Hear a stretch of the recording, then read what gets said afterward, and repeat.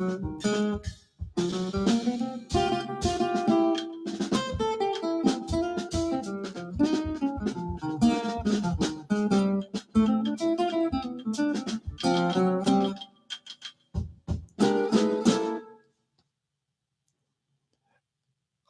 I'm still waiting. Hang in there, Bruce. I'm still waiting for my internet. There we go.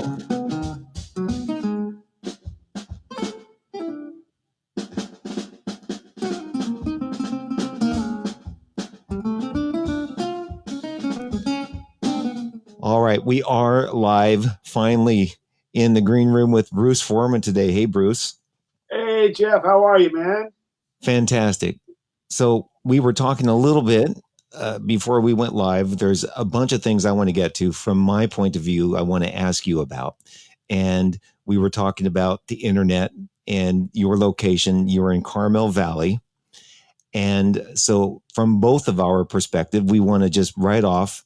If the internet goes goofy on us, it's not our fault. I mean, people expect a certain level of ineptitude from me. It just sort of feeds into that gestalt. You know what I mean? Oh man. Well, before we get started, I want to say Dennis Moody said you're one of his favorite guitar players. So I think you know Dennis. Yeah. Wow, that's an honor. Wow. Dennis knows everybody. Yeah. So I first met you. I met you a long time ago at Pearl's Jazz Club in San Francisco. You were playing with Vince Ladiano, and I think that was just before you moved to LA. When did you move to LA? I moved to LA was probably 07, so it would have been quite a bit before. I'm guessing I probably saw you right around the turn of the century. It was about maybe even a little earlier than that. Yeah, I left San Francisco right around 2000, moved down here to Carmel Valley, and then kind of relocated to LA about 2006. And when you moved to LA, did you move here for something to do for work, or just you came here just going, I'm just going to see what happens? Well, no, yeah, I had work. I was hired to take over the position that Joe DiOrio had at USC. Joe had a stroke, and at first it was just sort of like subbing for him while he got better. And then it became pretty obvious after about a year or so that he wasn't going to come back. And so they offered me the gig. And that's when I moved actually to LA. I mean, I was kind of like transition. I was in LA and Carmel. I was sort of commuting. And then, and the Carmel Valley up near Monterey, not the Carmel Valley, of course, near San Diego. There's two. Right. And so that's kind of what did it. But of course, I had always been coming down to LA to play. I've been playing gigs, various clubs, God, since the late 70s.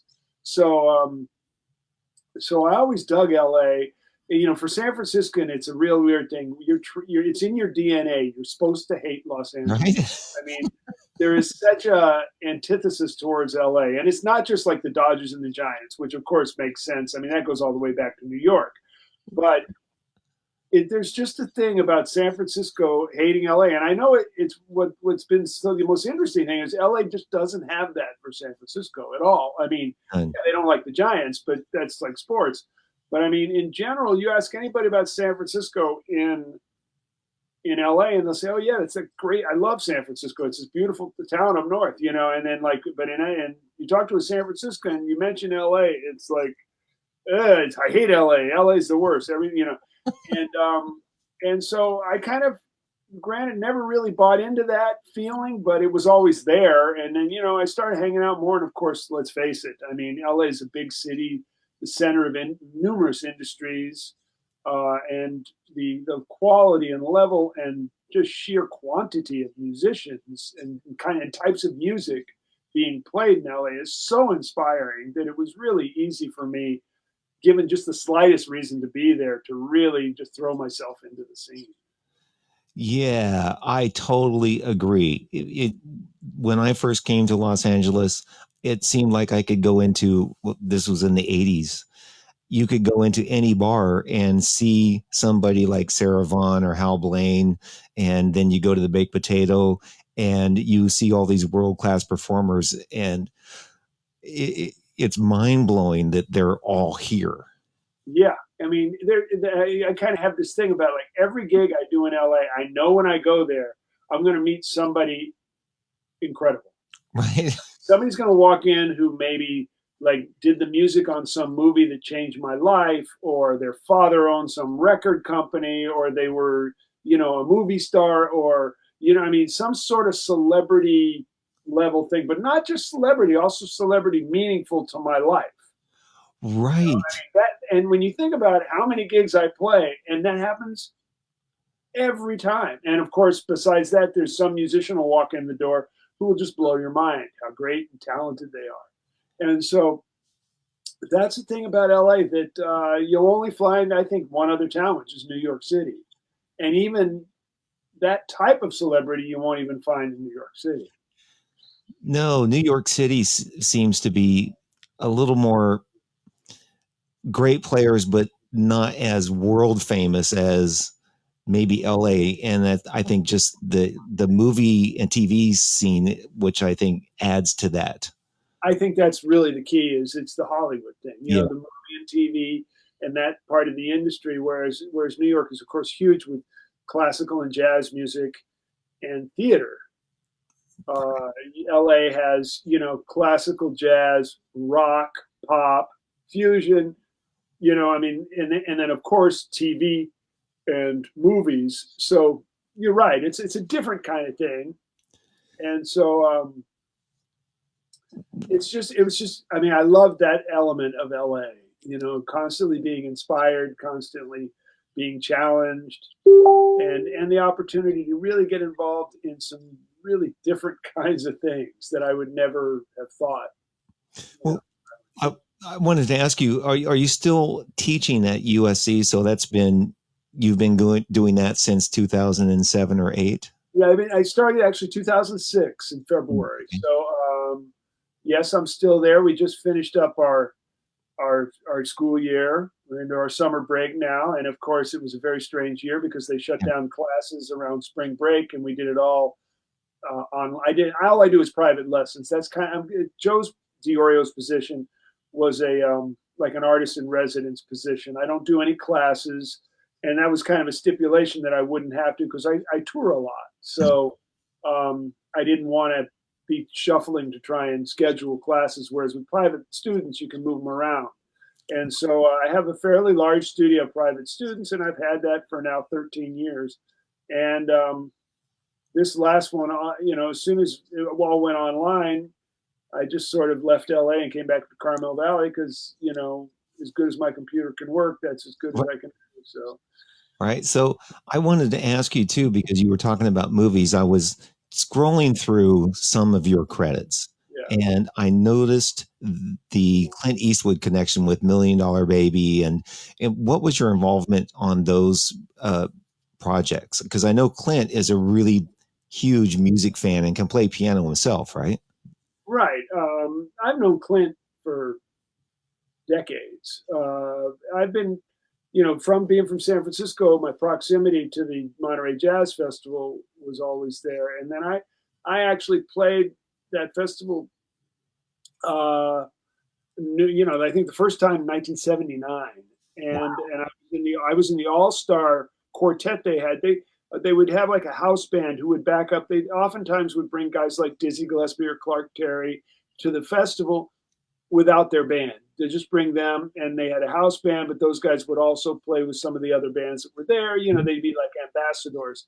And so Clint's always been involved with the Monterey Jazz Festival as long as I have. And so I've just always worked around him. And when he ever had parties, he'd call me to play. We just know each other. He has a bar called the Mission Ranch that he owns, that he hangs out in, that I go down and I see him quite often when I'm home. So, so one day I was playing an event at the Mission Ranch. It was Louis Bellson's 80th birthday party. Whoa. I was playing with Louis, and Clint just came up to me and gave me the weirdest look, and he said, guitar. And I knew he was thinking about something else. I didn't know what, I mean, he was off in some other world. And I said, yeah, whatever. And he says, I'll give you a call tomorrow. I said, okay, whatever. And sure enough, early in the morning, he calls me and he wants me to come into the studio. He found a studio here up in Carmel, or actually, I found it for him. And then he says, I just want you to record some stuff. I said, okay. So I assumed it was a movie. I'm driving in from Carmel Valley, and I realized I've only got like my jazz guitar because I played jazz around him, but I didn't know this movie could be about a bullfighter or something. Right. And so I called a friend of mine, and she told me where the key was hidden. She had a bunch of great guitars, and so I borrowed a few acoustic guitars from her, and went into the studio, and he starts telling me the story about this female boxer, how it kind of starts off like kind of like a Rocky kind of movie, and then it becomes this real tragedy, moral dilemma about assisted suicide. And I said, whoa, that's some heavy shit. And he goes, yeah. And he says, and this is the basic theme of the song. And he played it on the piano and for me. And I just kind of went over the piano and played it back at him to make sure I had it right, and kind of asked because all he did was play the melody. So like, do you want it major or minor? And I kind of played it both ways, harmonizing it. And he said, do you want to do it on piano too? I said, no, I get a piano player for that. But, do you want major or minor? And he says, I like the major better. I said, okay. And then and he says, I want it to sound like a Missouri back porch searching sound. That was what he gave me. This is one melody and that. And I picked up the acoustic guitar, of course, because to me that represents that place, that sonic world. And I just created a suite of variations on his theme, about 45 minutes to an hour, maybe a little longer than an hour. Just played through it, various tempos, various registers to, reharmonized it. Some counterpoint. That's what I do, whatever I do in the jazz world. And he said, thanks. He gave me some cash. He says, but no, Warner Brothers will pay you for this, but here's some cash for coming in for me. And so I thought nothing of it. I kind of thought it reminded me of those record dates I do where somebody will say, hey man, I got a great idea. Let's put a trombone on this. It's like the last thing, and it's a great idea, except for it sounds like at the last minute you put a trombone on it. You know what I mean? It just never, it's a good idea maybe, but if it had been thought of in the organic process, it would have fit in. But it just sounds, oftentimes those things sound like bad ornamentation on stuff. And so I just kind of expected it to land on the cutting room floor. And about a week and really only like a week later, he sends me tickets to the screening down in LA. And I was already going down there for a couple of reasons. So I was down there, and I brought my wife to the screening, and we're sitting there in the big theater on Wilshire and the Academy Theater there. And as the screen opens up, the acoustic guitar starts going, and I just went like, whoa. And like the whole movie, throughout the whole movie, the guitar was prominently featured. It was like half the music of the whole movie because it was the movie $1 Million Baby.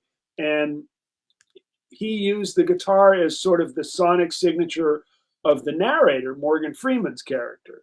So every time it was Morgan Freeman's point of view, the guitar would start playing and would kind of be the underlay of him narrating and then whatever storytelling was going on.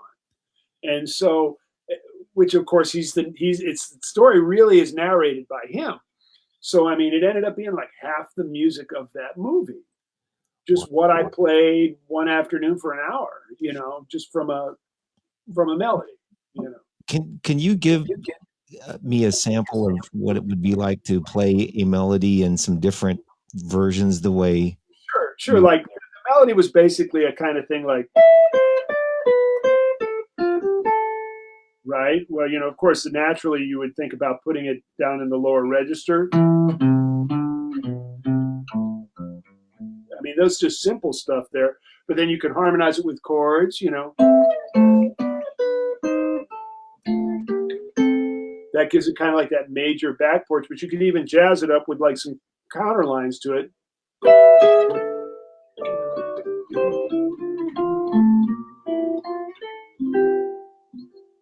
and I mean, and then of course you take it into time, and I mean, you can give it some grit, I mean, I purposely a few times just kind of really made it kind of like almost bluesy, and purposely. Now, if this is diatonic, in other words, keeping in the scale, real pretty sounding.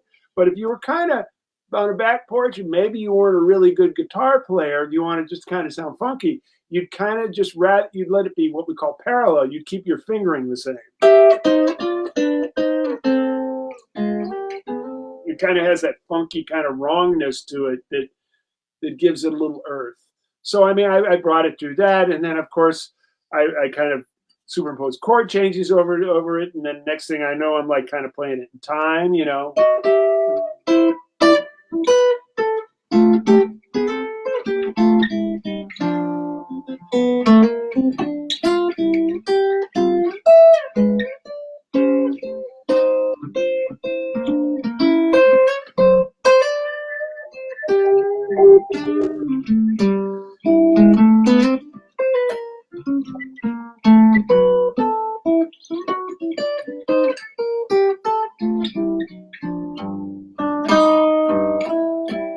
I mean, and that kind of stuff like that is what they use for that, where she's working on her footwork. And I, of course, didn't know any about the thing about the movie. I just had to kind of guess. Mm-hmm.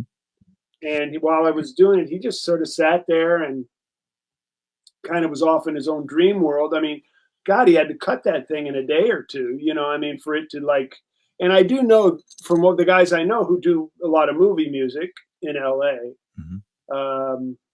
that's the last thing. I mean, they're under such a deadline. Like they'll get called to write the music for a movie that's coming out in a week or 2 weeks. Wow.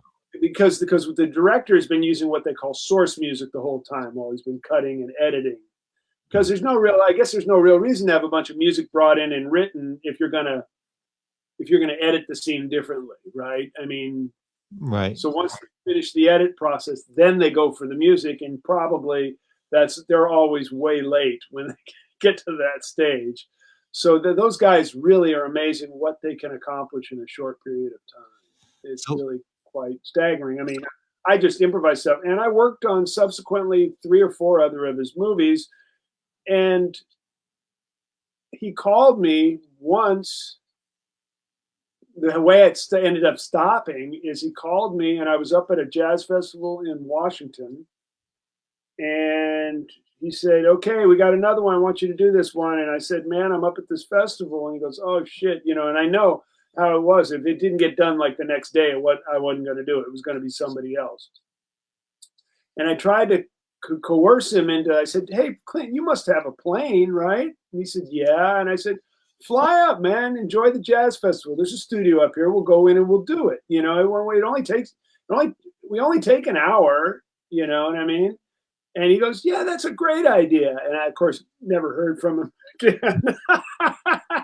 And that movie was Gran Torino. I miss Gran Torino. Oh, I love that movie. Yeah, so there you have it. Man. So I also, you were mentioning that you tour a lot. What are some of the bands that you tour with? Well, actually, mostly lately I've been touring with my own projects. I mean, I do play with Roger Kellaway on the road when he works. Mm-hmm. And that's pretty much who I've been working with mostly. Of course, various bands hire me and I'll go out and do a one-off tour. But I've got my own band, Cowbop, which is like a Western swing bebop hybrid. I have my band, Junkyard Duo. My main project is something called The Red Guitar, where I tell a story and play. It's a one-man show. It's a solo show, but it's like a Broadway thing too.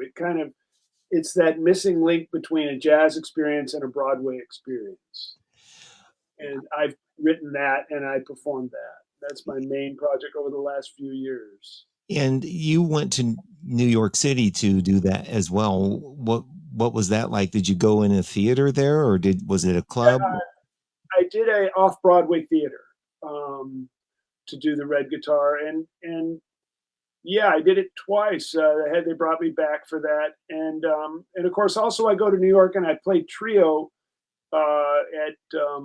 at Lincoln Center, at usually Dizzy's club, and Mhm. and so I do that usually once a year. Although this year's looking strange, and so like I kind of would space it. I would do like the trio thing, wait a few months maybe, and then go do the red guitar. And I really would love to get it on Broadway or in the higher echelons of off Broadway. I think the story is an important story for everybody to hear.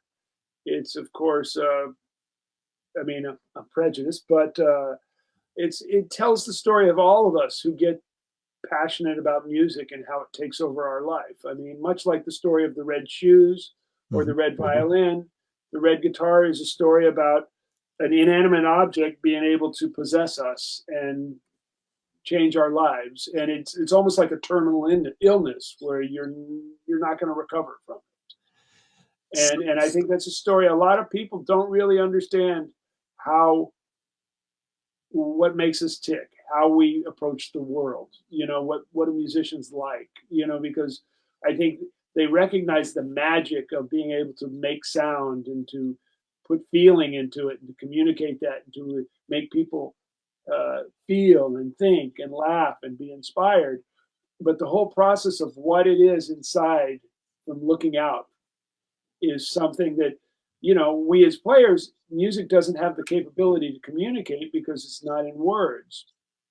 So I have written a libretto that I recite while I'm playing that tells the story of how the music grabs us both through metaphor and through realistic honest anecdotal experiences. well, I've talked with some people about that recently because of what's happening with not being able to play. And I remember when this all first started, I heard some knucklehead in the government say, "Oh, well, you just all have to find different ways to make money." And then I'm thinking, how do you, it's like ripping the heart and soul out of a musician who spent their entire life doing this. And you just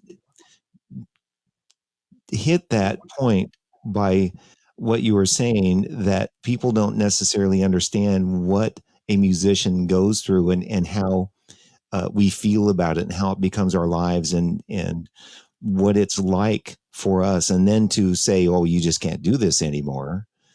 It's heartbreaking, you They've know. tried that before. It ain't going to work. I mean, they should have learned. I mean, they are, of course, those people are not obviously historians, Right. nor I wonder if they're even human actually. But they're not going to be able to stop us. Now we're going to have to find new ways of doing it. And to be honest with you, I'm very upset about it because I always use the online, this medium, as sort of only thing I useful thing I had for it besides communication was to promote my offline world. In other words, to let people know where I was playing, to let people know what I was doing so they could come check it out. To me, all of music is playing for people and being around people. That's how I grew up. I never even liked playing in the studio. Mm. I don't like it. It's just foreign to me. It sounds different. It feels different. I mean, I get the necessity of it, and I do it. You know what I mean? And I'm cool with it, but I don't like it. And I mean, whereas I just love playing in any club to any amount of people.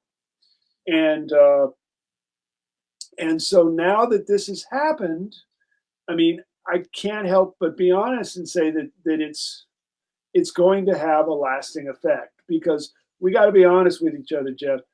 It wasn't like up till March 12th, we were hanging out every night in clubs and clubs were packed and there was a million places to play. I mean, this this has been dwindling for a long time. Right. So, so this, in many ways, some people could say it's the final nail in the coffin. Some people could say, oh, well, we'll make people realize what they're missing and it will be a major resurgence.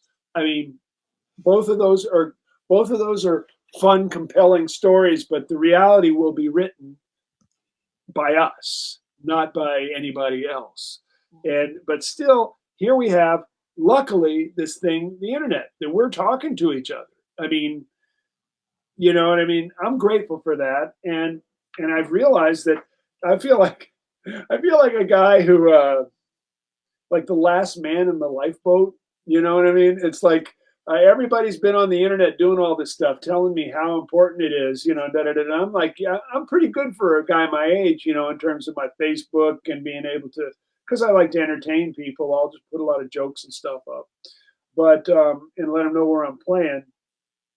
But now I realize, like everybody else has been putting content up and doing, you know, doing all this stuff, and now I realize, well, this is the only place I can work, Right. the only place I can do what I do.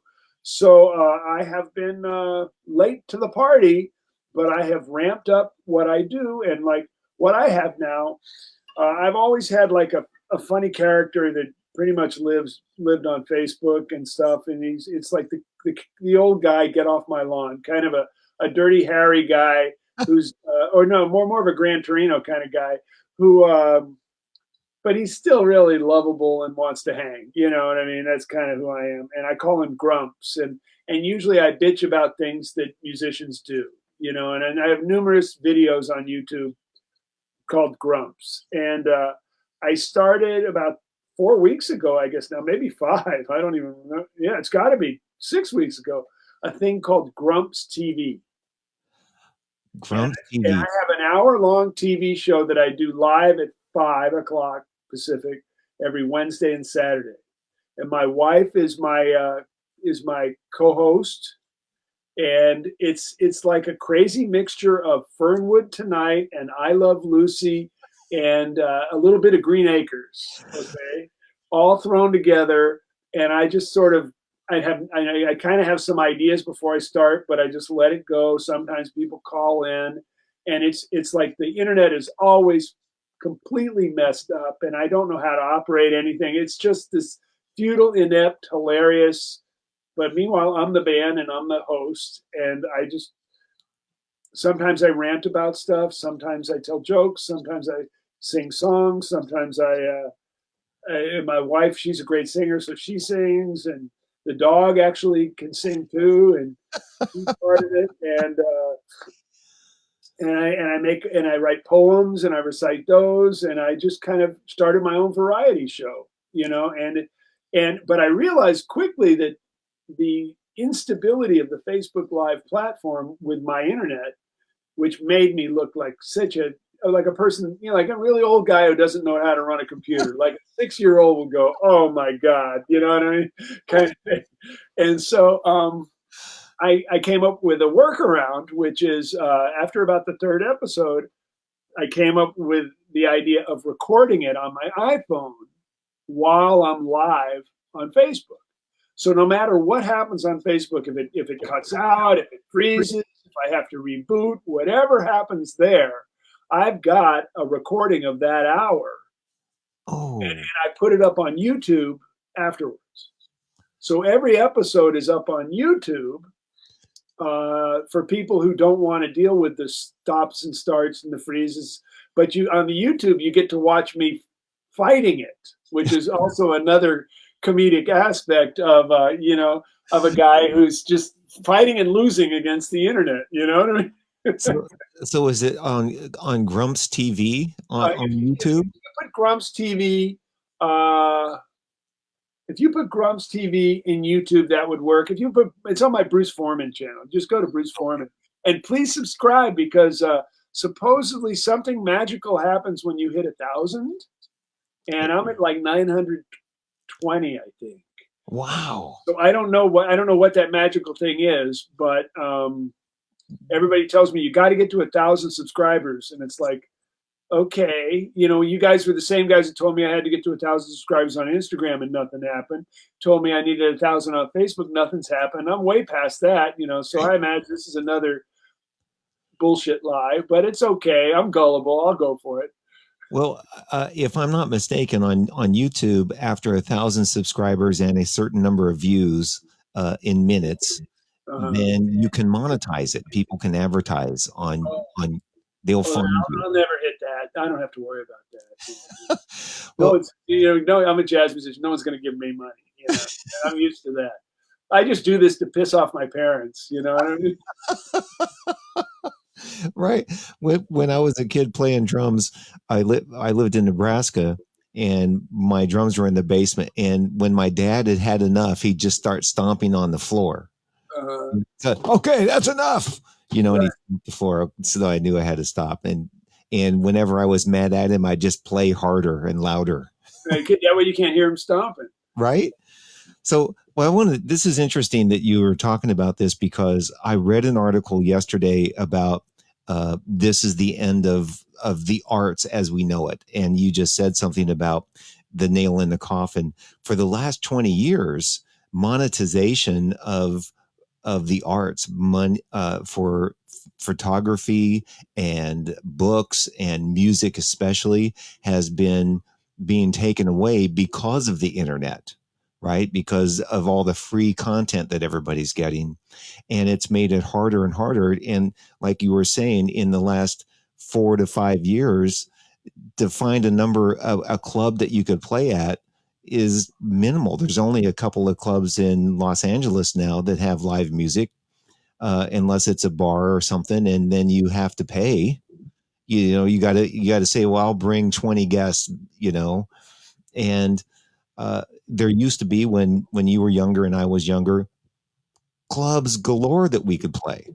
Right. People hung out. Right. Right. So now with it's hard already to make money off of content of music, I believe, because they think they can get it for free on Spotify or iTunes. Oh, yeah, that generation, that left with Napster, man. We're Right, already in the second generation of that. right. Yes, but Napster started it. but again, and you're right. I mean, we could blame the internet, we could blame traffic, we could blame drinking and driving. There's a lot of pressures on it, but I also think,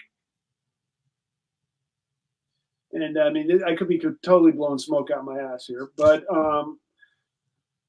music, when you really look at the history of societies, and cultures, we lived in a really strange time this last 100 years, maybe, where playing music was actually a commercial endeavor.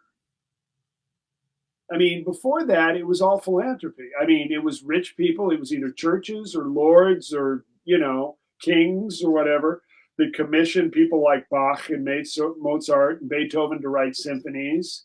It was very much a philanthropic model throughout history. And, minstrels would play, and, they would be supported by people. It was not like a job. It was like they'd show up and play, and people would feed them and take care of them.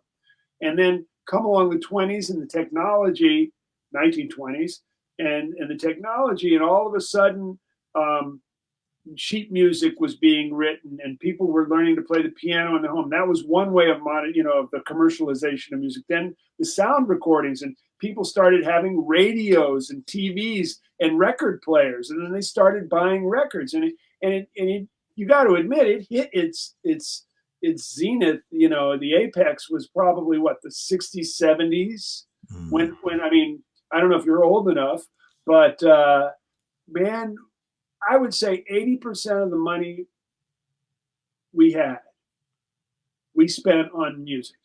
Right. It was either buying records, buying stereo equipment, going to concerts, buying instruments. And I'm not just talking about me. I'm talking about everybody. Everybody spent their money on music. It was, of course, it was the time of rock and roll and everything, but the culture, I mean, it was just this explosion of and then through the 80s, and then of course, what happens? MTV, and then what happens? Napster, and then we see this, what would you say, like, the percentage of money spent on music today is? Maybe 2%?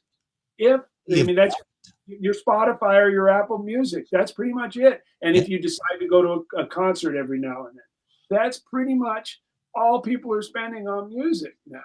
And so I believe that we've returned, whether we know it or not, to a philanthropic model. And so what does that mean? I mean, I think the proof is in the GoFundMe and the Kickstarter stuff. Right. That is what that is. That's a philanthropic model. The difference is now we got more than just the church and the king to go for money. I mean, there's a lot of middle class people who can come up with 10, 20, $30. And if you can get a big enough community together of a few thousand people who will all give you that much money, that's a sizable taste. Right. But my point is if we agree with my philosophy, my theory, then what's really important about it is how we present the music to the people. Mm. You know, if we think we're selling music to the people, that's one dynamic of interaction. But if we're asking for support, if we're trying to create a community and asking support, that's a different dynamic. And it can be just as subtle as how you ask for help, whether you want ask for money or ask for help.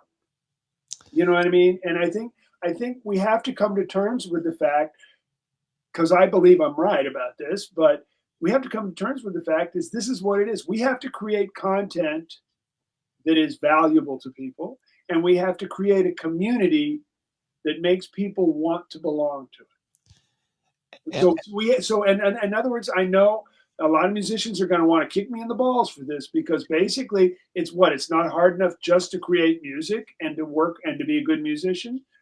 Unfortunately, I'm saying, like, right now, it's kind of already moved past that. I mean, everybody's doing their own Facebook, everybody's doing their own Instagram and TikTok and whatever they're doing, you know, their Twitter. Right. And so, and even I'm, you know, Grumps doing a TV show. So, right. I mean, the whole idea is what's my end game here? Well, first of all, I'm having fun and keeping my performance chops, that juice going in my body, because I would probably die if I didn't do it. But second of all, hey, maybe I'm creating a community of people that are enjoying my content, and maybe somebody like Netflix or Amazon Prime will say, hey, you know, there's enough people out in the world that would dig something like this. I mean, we're not going to turn it into the next NCIS or anything, you know, but hey, you know, quirky musician couple, kind of I Love Lucy crazy sitcom. What the hell, you know, get him some guests, give him some tech help so he doesn't have to basically commit suicide every time he turns on a computer. You know, I mean, I don't see that as out of my realm of possibility. No, and what you've created sounds like something that would be fascinating and interesting to watch. And it's not necessarily about music, but that's part of it. And you already have 900 subscribers. You know, you don't need to build a large community, but just large enough that people like it. They like you and will give you a little money here and there. Right.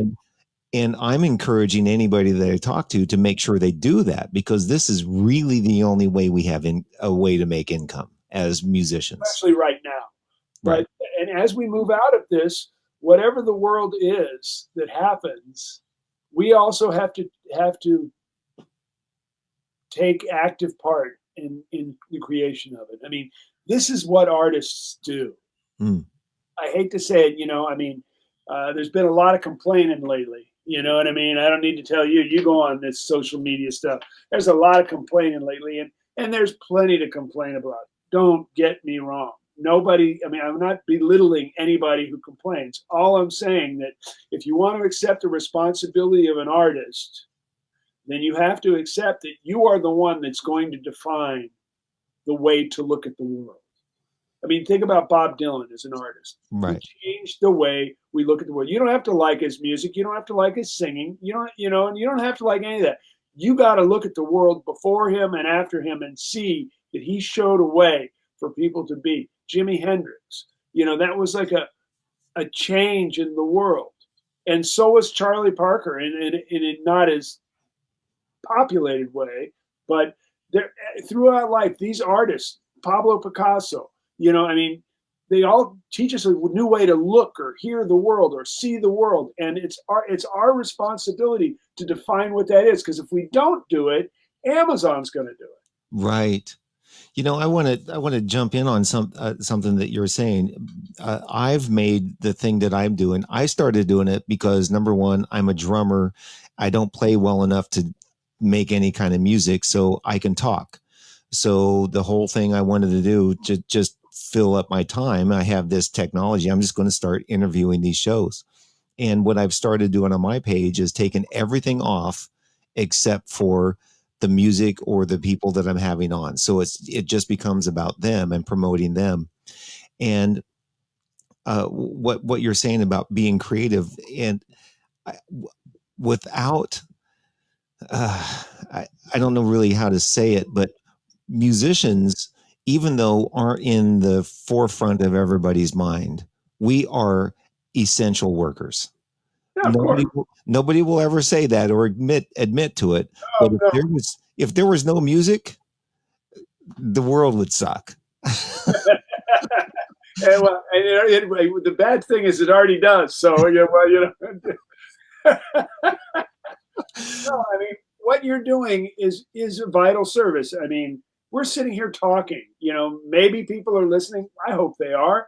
If they aren't, it doesn't matter. I'm getting a lot out of this. You Right. know, I mean, God, some human interaction here, some intelligent conversation. A person that actually understands where I'm coming from, and I understand where you're coming from. This is like, man, if this is what life is about. These are the moments that make life worth living. Right. And I want to say, for me, what's happened in these last 6 weeks, when I decided to do this, I decided to just reach out to everybody that I know that I've had some sort of interaction with in my life. Yeah. And I started talking to people, and I would not have spent that time to call you and talk to you, find out what you've been doing, or Bernie Dressel, or whoever I've had on my show. And what I discover is a whole world that you have done, and now I'm learning about it and sharing it with everybody and having dialogue that I never would have taken the time to do before to get to know people. And it's been kind of, for me, a bit of walk through my life. I look back like, oh, I remember when I met Bruce, and we were telling earlier when the first time I played and I sat on Vince Ladiano's drums back at Pearls. So it's, for me, it's sort of a looking back at all the people that I've met, and man, what a great experience it is to have been a musician in my life. I'm not playing but anymore, but the experience is, music has always been and always will be a part of my life. And I don't know what I would do if I didn't have music, because everything that I watch on TV, and you were saying something earlier, every every memory I have of something important has a song or a melody connected to it, Right. you know, and it's vital. And I don't think people, it's such a subconscious thing, I think, with some people, that they don't even realize how important music plays a role in their lives. And that's great. I mean, I agree with you. We're different. I mean, shit, when I go to movies, I almost say I don't go watch movies. I go listen to movies. I mean, but that's me, and I understand I'm different. I mean, I accept that.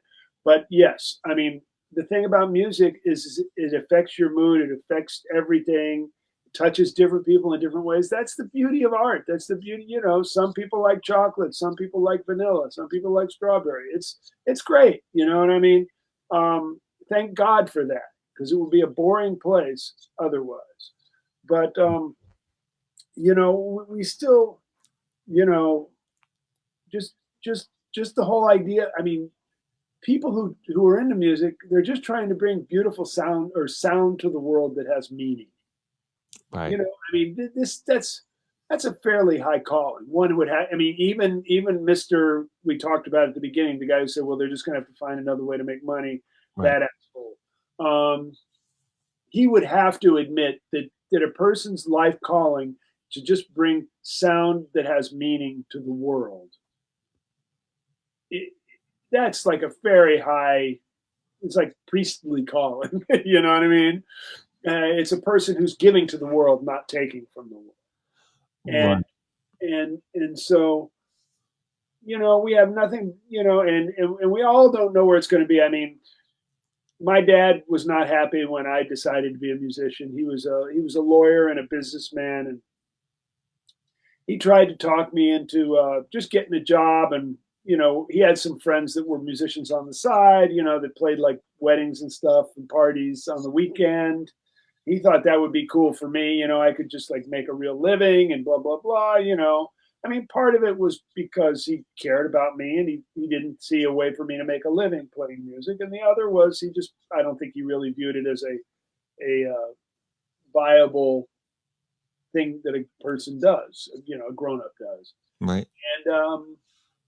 And my laugh was within 10 years, the jobs that he suggested I get. Now, within 10 years, I was working as a professional musician, and those jobs did not exist anymore. Those particular jobs. Now, I'm not saying I wouldn't have matriculated out to a better place if I had done that, started there and gotten some expertise and jumped up to a place that did have jobs. I'm not, but I'm just saying, none of us knows. I mean, I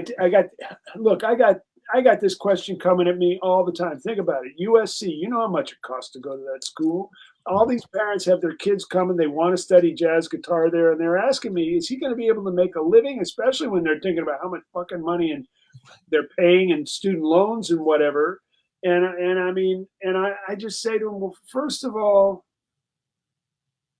there are people doing well, there are people doing well. But I just want to remind you that like 90% of the people who go to college don't actually work in the field they majored in. Right. I mean, this is a university. This is not a trade school. I mean, you go to electrician trade school. When you get out, that information, that experience is only good if you want to be an electrician. You go to the University of Southern California, that school has so much to offer you. A kid in his second semester may find engineering or bioengineering or architecture or communications or accounting. Who knows what you're in this environment with all these brilliant people and all these powerful students that are extremely high intellects. You just got to have some faith in people here. And I tell them, and an even bigger percentage of people, for the first group I talked about, the people who don't work in the field they majored in, there's a bigger group of people who 10 years later are working in fields that haven't even been invented yet. I mean, that's a bigger percentage. So, I mean, think of all the jobs we have right now that 15 years ago, 10 years ago, didn't exist. Right. I mean, so preparation for things, this is what I try to bring out. And I got to be honest with you, music, particularly improvisational music in a group, is an extremely good teacher. Obviously, I mean, all I have to do is mention that Alan Greenspan was a music major in his undergrad. Bill Clinton played music. I mean, there are elements that challenge the brain: problem solving, memory, working in groups. The whole thing. The way you learn to intuit things in a situation. These are extremely good skills for a CEO or a president, just like they are for a jazz musician. And boy, the music just clarifies the butter. There's no hiding. You either got it or you don't, and the whole world knows it. Right. And you know right away what you need to work on to get it. So as far as I'm concerned, it's an extremely good field of study, regardless of whether it becomes your final occupation. That's been one of my source of contentions for a number of years now. When my oldest kids started in school and there was no music, and they started taking music out of the high schools and out of the fact that we were taking music away from kids, and we need music education. And what you just said is absolutely true.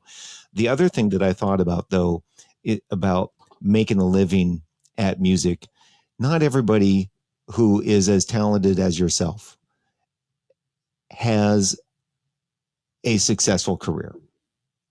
There's obviously, if you're really talented, there's a way to make a living and make an okay living. And there are some musicians that have been really good. I wonder, and this is just, I'm spitballing here. What about the guitar player that's sitting out in Oklahoma someplace that might really be really great and doesn't really have an aspiration to be successful, but he just loves playing his guitar?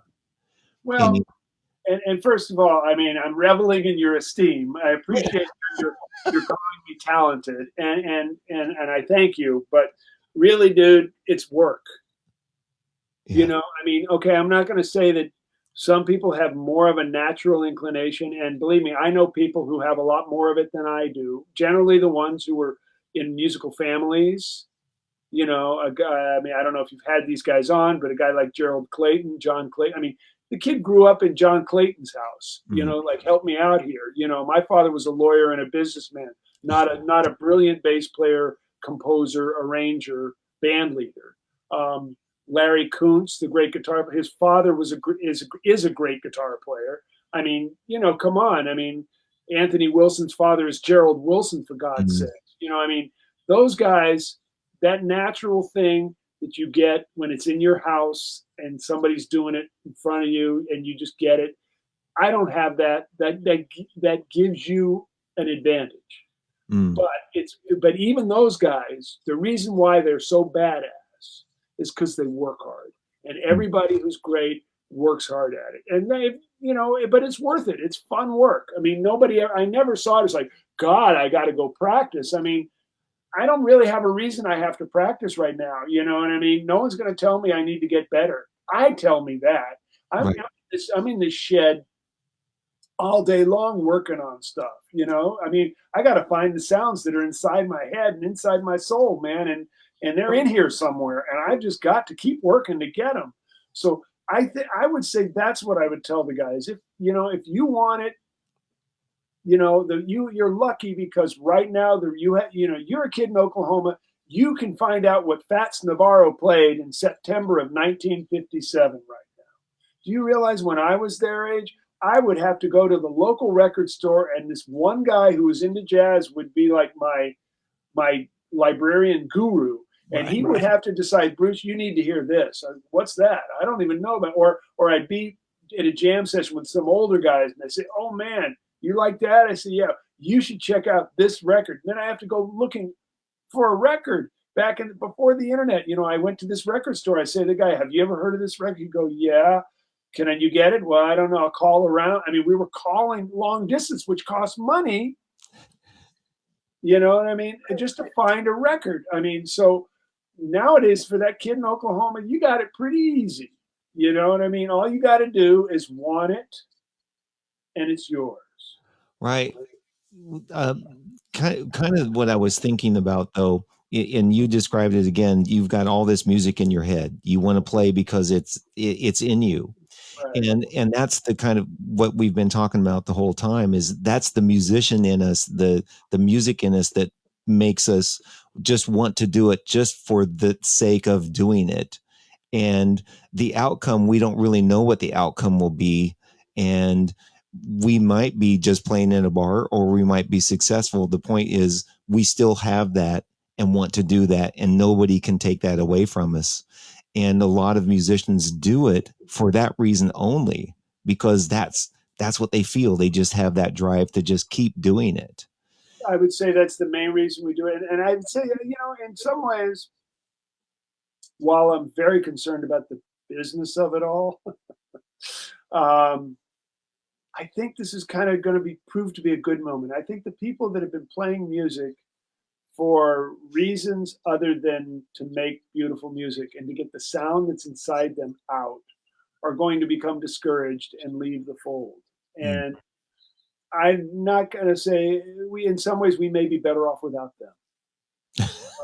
No, I mean, really, because, you know, I mean, it's been really an interesting thing for me. I mean, just playing with no gig in mind, no project in mind, just to find what's happening.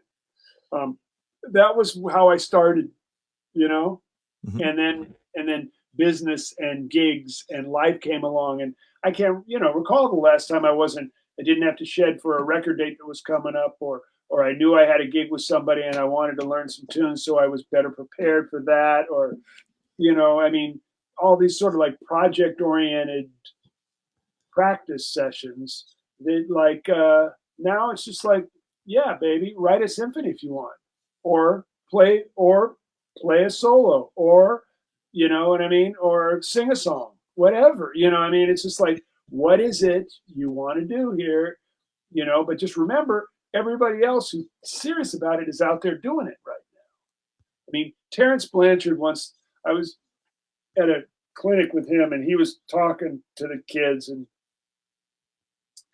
some kid asked if he practiced every day.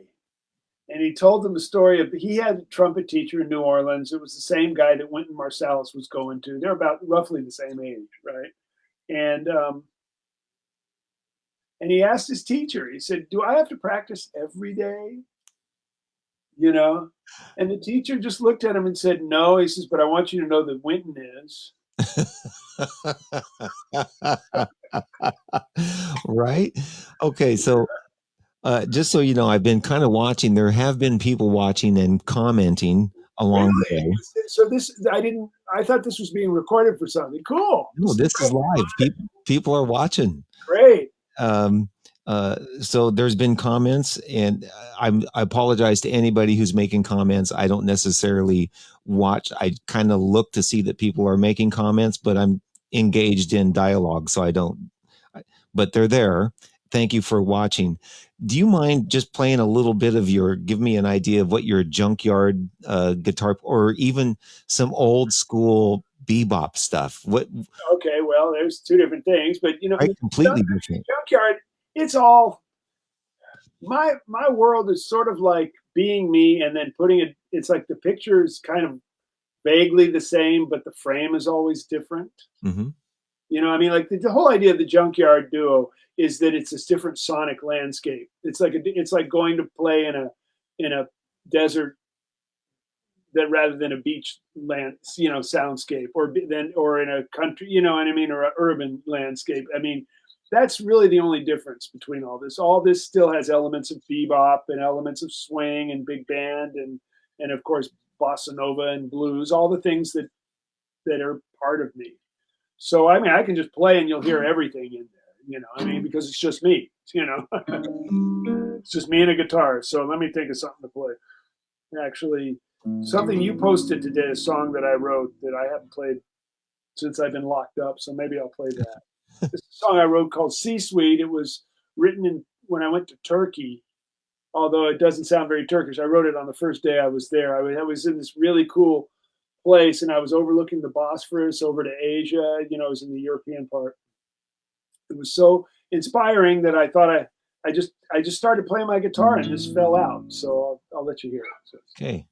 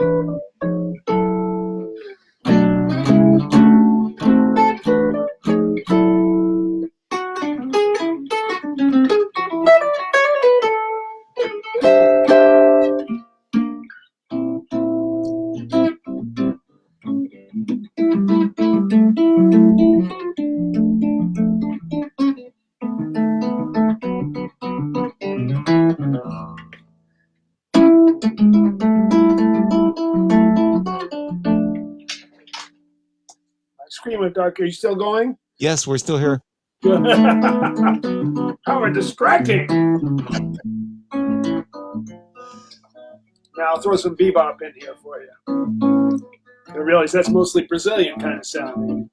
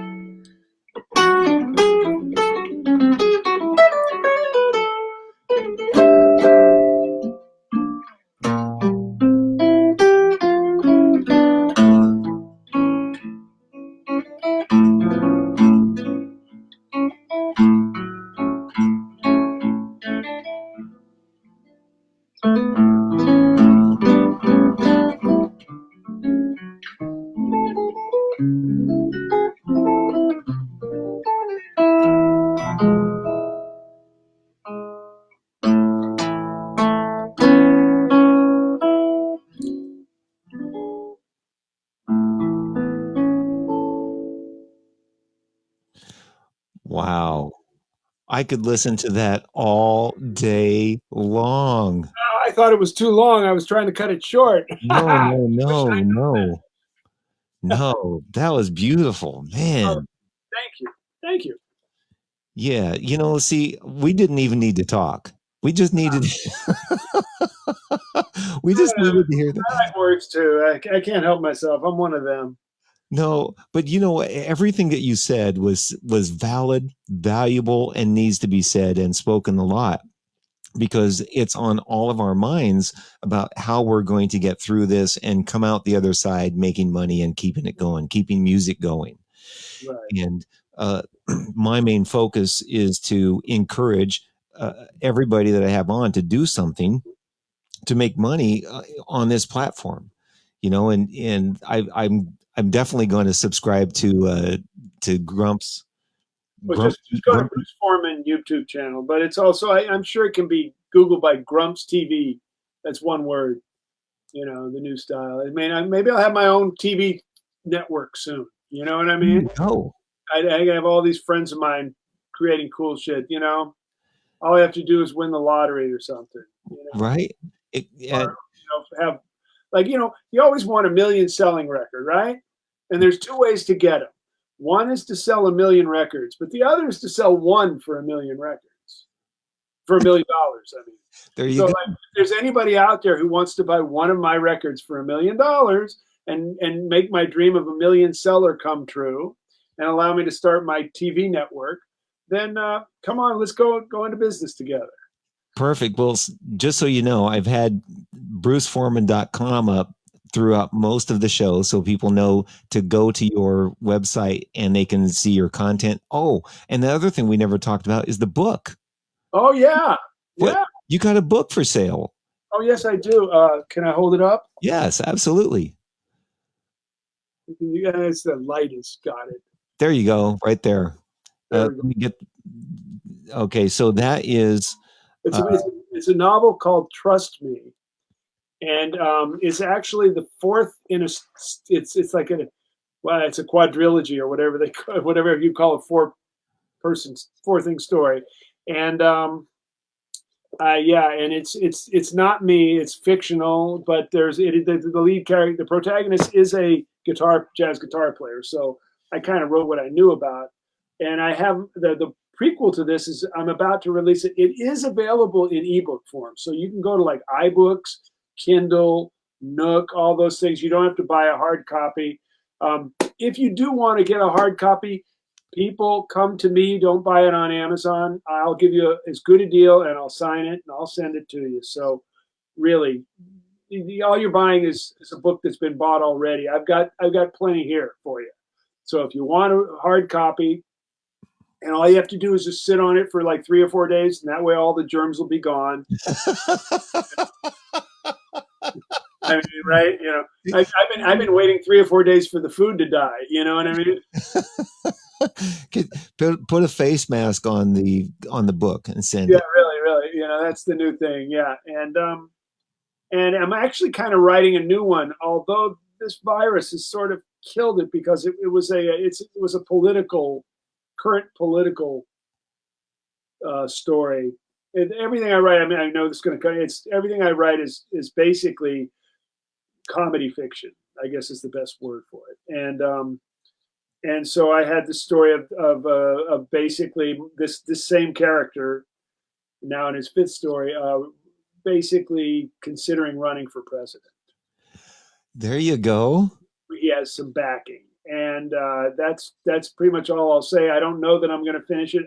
I may just kind of just because I don't want to really write the virus into the story. That's not where the story was going to go. It's just then it starts to become reality, and then it starts to sound like one of the TV stations, you know, like harping about shit. Right.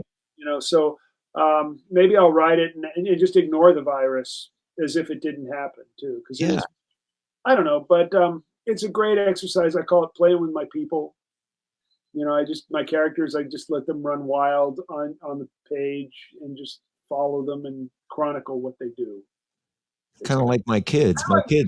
It's a weird thing about music. Like while I'm playing, like that song, if anybody knew that song, they would have noticed how many ways I just changed it. And it's just like, as I was playing, of course, the only one thing I did really think about consciously was, you know, playing some bebop. So I kind of put a little blowing section in the middle. Normally with that song, I just kind of leave it in that pastoral place, but I wanted to cover more ground.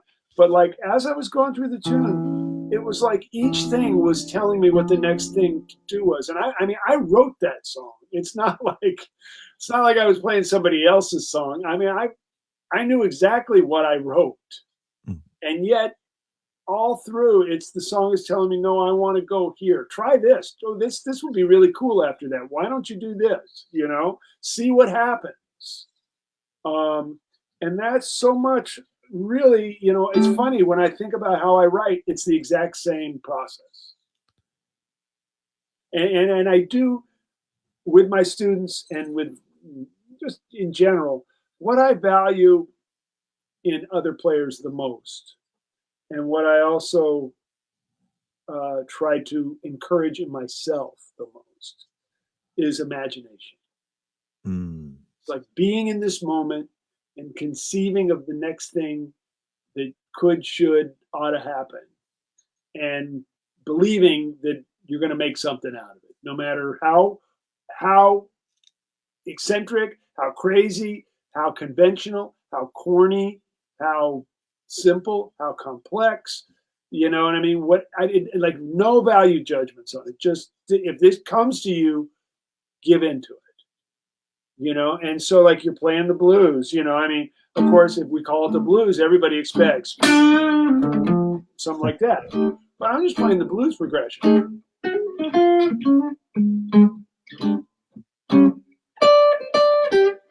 Well, of course, right?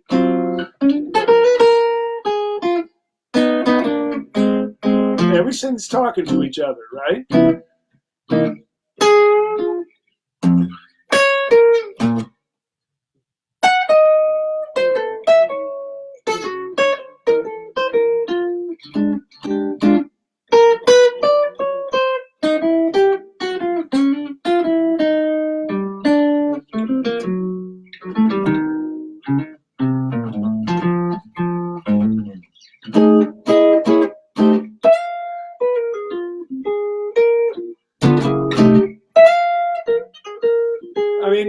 everything is just kind of coming to me naturally.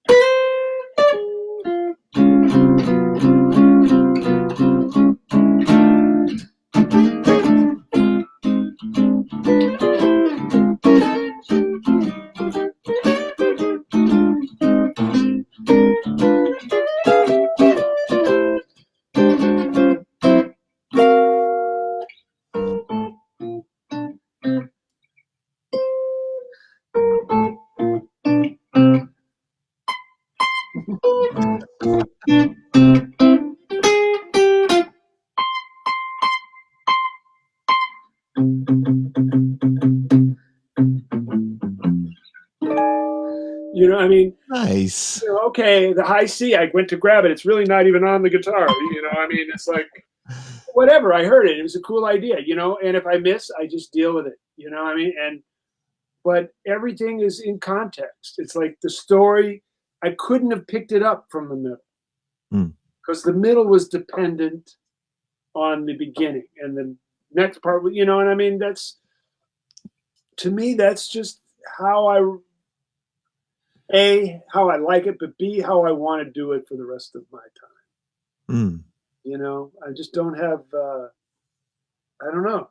I mean, I just don't have time to do everything. This is the thing I want to do most. Well, right now we have, we're in a place where if you want to be creative, now is so should be kind of the best time to do it. I find myself sitting a lot and just not doing anything. Yeah. Well, that's, you know, and that's not an easy thing to do sometimes. Right. Sometimes, I mean, that is definitely, we are programmed not to do it. And like, supposedly, here we are, out of work, and you know, sequestered at home. And but you think that would mean, well, we've got a lot of time to sit and read books and do nothing and contemplate our navels or whatever. In fact, everybody's working more now because this box is in your house and that phone is in your pocket, and you are always available 24/7, and you're expected, even though you're not even getting fucking paid anymore, you're expected to work. Yeah. It's hard. Like, I mean, yeah, I actually have filled up my time with more stuff to do than before this happened. yeah. And like every guest now that I have on, I spend a certain amount of time reading and kind of making sure I know what's going on in their life, so I don't, you know, I just want to know. And then I do a couple of them a day, and then I've got a daughter, you know, so I mean, there's stuff to do. You got to cook once in a while. Yeah, right, man. And we're all, hey, man, we're all getting better at that, right? So, I mean, let's face it, you know, I mean, the takeout thing, I mean, the big part of restaurant food is the experience, you know. So yeah, the food is a huge part of it. right. But you know, I mean, you take away the hang and, you know, people bringing it to you, and, you know, talking to people in the place, and looking around and seeing all the interesting stuff and smelling interesting smells, that whole visceral experience is gone. So takeout kind of becomes, I mean, it's a drive through no matter whether you're going to Spago or McDonald's at this point, Right. you know. Exactly. And so, and people are developing culinary skills, which I think is a good thing. It's a creative outlet, and it's nurturing, and it, you know, when you make food for yourself and for people you love, you're actually doing an effort that is based in love, you know. Yeah, it feels better. Yeah. So my daughter and I we haven't eaten out. Only once we had somebody bring Chipotle to us, in for the last 6 weeks, 8 weeks, I guess it's been almost. Yeah. And we cook every day, and it feels better. And a guy called me and said when he cooks, he watches one of my shows. Whoa, that's cool, man. He goes, and he plays Tom Politzer. You might know him. He plays. Sure, yeah. So he goes, I'm going to put on one of your shows and cook dinner. and he watches back. And so there is value. People do watch it back. And I leave it on my Facebook page. And then after it's done, I download it and I post it on my YouTube channel so There you people go. can watch back. I'm going to subscribe to you too, man. I'll Yeah. get on, you know. I've got like 33 subscribers right Well, now. you'll Maybe have 40. 34, you know, exponential growth, man. It's Yeah. It like a takes, savings account in the old days. right. So, anyway, we've been an hour and 15 minutes Okay, how long are we supposed to go for? for it. Usually I go an hour, Uh-huh. and Okay, usually, and this is now, and the reason, well, most of them go over, and yeah, because there's really no time limit. And the thing is once we start talking, I mean, we just start talking, and next thing you know, the time has gone by, and whew, you know, and it is, people do spend time not necessarily following, look like watching the whole time we're here. You know, yeah. they'll move through and click through, but they will go back and watch them and pick up different parts. Sure. I mean, hey, you know, we were competing for a million things going, you know, and I understand that. And I'm just grateful you called me, man. I figured, you know, God, you know, this quarantine must be really getting hard on him if he's got to call me, you know? No, I put everybody that I've known, and I've was going through and watching you do something uh, on guitar when, and I said, oh, I got to remember to call Bruce, because especially when you go, if you ever play back at the cantina that's half a mile from my house, I'm there. Okay, well, man, well, boy, those were great days with that band, my band Cowbop. You know, Yeah.